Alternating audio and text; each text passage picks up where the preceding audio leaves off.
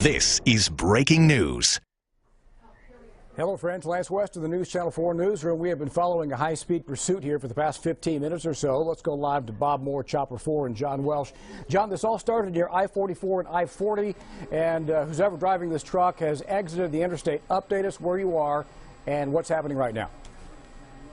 Yeah, right now, Lance, as you can see, we're following this individual right here. He appears, to what we can come up with over the air, he appears to be intoxicated. This started in Mustang, obviously went Highway 152 north of the airport, going very fast at times. When he got on I-40 eastbound, they were able to terminate the pursuit because Air One's overseen pretty much following him. So he's not going to be a threat at this time. And when the police backed off, it allowed him to slow down a little bit. Now he's in a neighborhood where, I guess on Shields, at about 50th or so in Shields, headed southbound here, Lance. And John, for those who are just joining us, this pursuit did get to be a little bit on the dangerous side. Watching him weave in and out of traffic on I-35 southbound. He was on the median, cutting in and out. No collisions, but awfully close a couple of times. Yeah, it did. Just right before we came on with you, hang on, Lance. Yeah, just right before we came on with you, he actually hit a car. Allegedly, he might have hit another one over there by Mustang. It looks like he's pulling into this residence. We're going to try and get around, get this tree out of the way. Here, hang on a second, Lance. Sure, we'll wait for you to get around. The initial report was that this driver had signs of intoxication, maybe a drunk driver. Authorities from several agencies began a pursuit, and it has been going on now for about 15 minutes or so. It appears now that this particular pickup truck pulled into a home. I believe this is near 52nd and Byers, is what I'm hearing from our assignment desk. You would think this guy doesn't realize that Air One and news helicopters are flying over the home right now.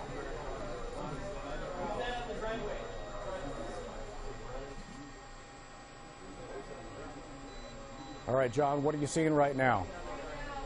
Yeah, right now, allegedly, we're kind of being told that he bailed.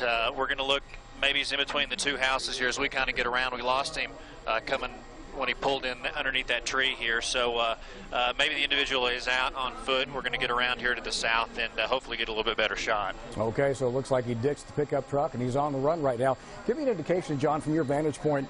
Well, first of all, tell me how fast, based on your airspeed, do you think this guy was traveling? We had heard 90, 100 miles per hour. Does that seem accurate? Yeah. Well, there he is, Lance.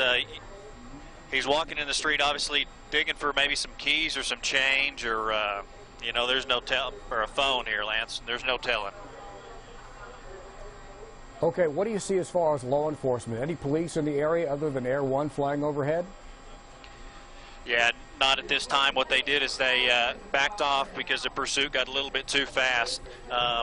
So we're not seeing any police here now. I'm sure they're headed this way, but sure, as of this time, I'm not seeing anybody. We've seen these cases well, I see before. one car that's probably a couple blocks away now, Lance. Yeah, we've seen these cases before when the drivers ditch the vehicles, they get out walking, and then we know law enforcement does monitor what we air, and I suspect several police agencies are watching News Channel 4 right now to get a good handle on where this guy's located.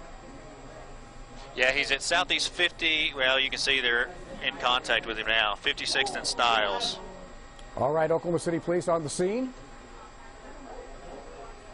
And it looks like there's one police officer on the scene here, and there's a couple more that are headed that way. Okay, fists flying.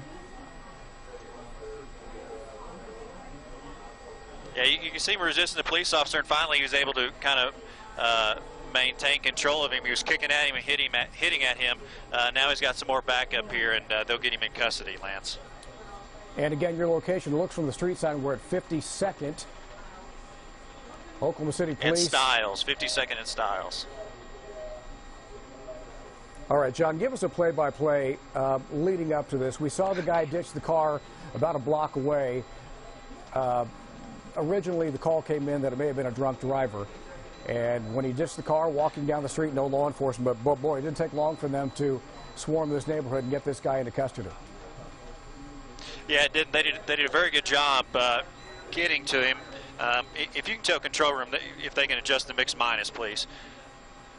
Yeah, they did a very good job. Luckily, they were able to back off, and he slowed down, didn't cause any more accidents than he could have, because apparently it was getting pretty hairy there. He was in between, in and out of cars, hitting cars. So it could have been a whole lot worse. The Air One was able to maintain contact with him and follow him to this area. He got out of the car and started walking.